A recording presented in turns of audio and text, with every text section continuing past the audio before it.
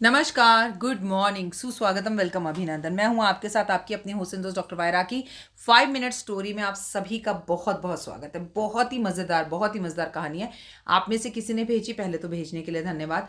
एक आदमी था जो बड़ा सेठ था, धनी था, बड़े अच्छे काम करता था, दान पुण्य करता था और जो भी कमाता हवन करता, पूजा करता, पाठ करता और ज़रूरतमंद लोगों को बांट देता। उसके पुण्य बढ़ते जा रहे थे। पत्नी भी उसे नहीं रोकती, लेकिन एक दिन उसने क्या किया, कोड़ियों का एक आश्रम देखा और अपना संपूर्ण धन वहां पर उसने दान कर दिया। उसके पास खाने को भी नहीं बचा, बस एक घर रह गया जिसमें वो बीवी के साथ रहने लगा। उसकी पत्नी ने कहा, तुम्हें पता है, यहाँ से कुछ कोस दूर जाकर एक सेठ है जो लोगों के पुण्य खरीद कर उन्हें पैसे देता है। तुमने इतने पुण्य कमा रखे हैं, थोड़े से पुण्य बेच आओ और बेच कर थोड़े पैसे ले आओ, फिर से व्यापार शुरू करते हैं। तुमने जो किया कोई बात नहीं, तुम्हारी मर्जी, लेकिन मैं तुम्हारी पत्नी हूँ, तुम्हारा मेरे प्रति भी कोई फर्ज है।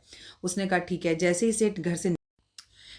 सेठ घर से निकला, पत्नी ने 4 रोटियां बनाकर दे दी और कहा, ये रास्ते में खा लेना। सेठ चलता जा रहा, सोचता जा रहा, चलता जा रहा, सोचता जा रहा, थक गया। एक पेड़ के नीचे जाकर बैठ गया। वहां एक कुतिया आई, उसके साथ छोटे छोटे 2 पिल्ले थे। लग रहा था जैसे अभी अभी उस कुतिया ने उन पिल्लों को जन्म दिया और वो शहर नहीं जा सकती थी इतने छोटे बच्चों को लेकर।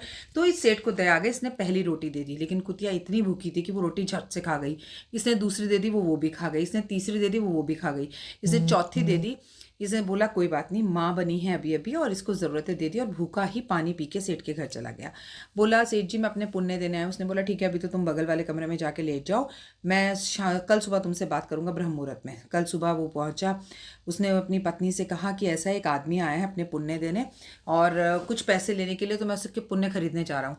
उस सेठ की पत्नी बहुत ज़्यादा शिव भक्ति, अंतर ध्यान रहती थी वो, और अंतर ध्यान कर कर अपनी सभी बातों को पहचान लेती थी।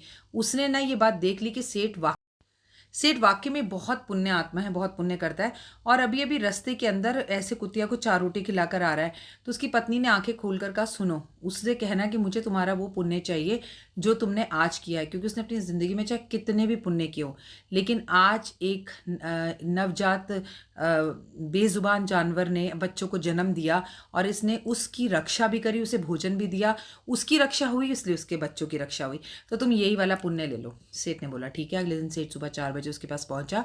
बोला, मुझे ना तुम्हारे पुण्य चाहिए, लेकिन जो तुमने आज किया है ना, कल वो कुतिया को रोटी खिलाने का, उसने बोला ठीक है।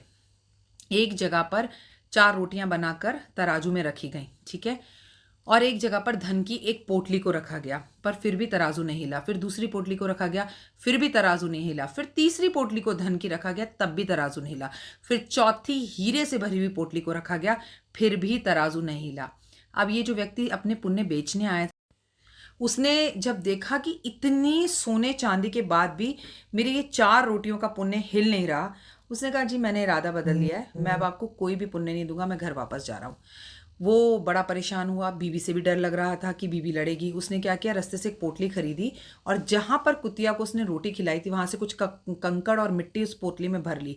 घर जाकर पोटली पत्नी को दी और बोला, अब रात बहुत हो गई है, इस पोटली को हम सुबह खोलेंगे, मुझे भोजन दे दो। जैसे ही ये सेठ हाथ पैर धोने के लिए गया, इसने कहा चुपचाप खाना खा ले भाई, नहीं तो फिर खाना भी नहीं मिलेगा जब पत्नी जो है मिट्टी देख लेगी तो।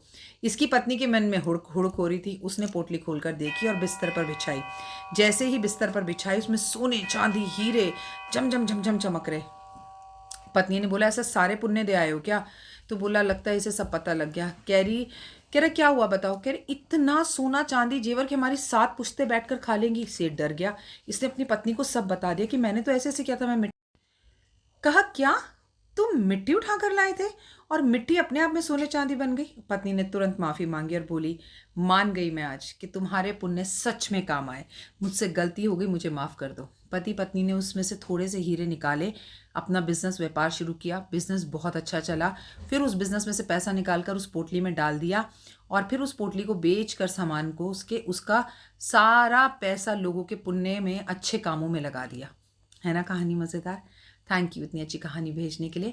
कमेंट्स में जय माता दी लिखिएगा। और फिर बता रही हूँ, 2022 में राजा शनि है और शनि कर्म फल देने वाला है, न्यायाधीश है।